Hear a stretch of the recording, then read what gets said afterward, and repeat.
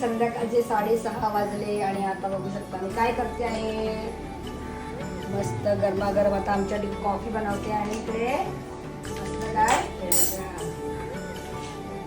डोसा, इडली, सांबार, चटणी. डोसा, इडली, सांबार, चटणी. हे काय हो? काय आले हो?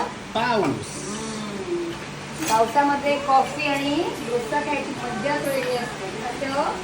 मज्जाच हे बघा मस्त बाहेर आलेला आहे पाऊस मंडळी आणि तिकडे बनवते मस्त काय डोसा. पाऊस धारा तन मन फुलवून जाते सहवास तुझा मधुमास फुलाचा रंग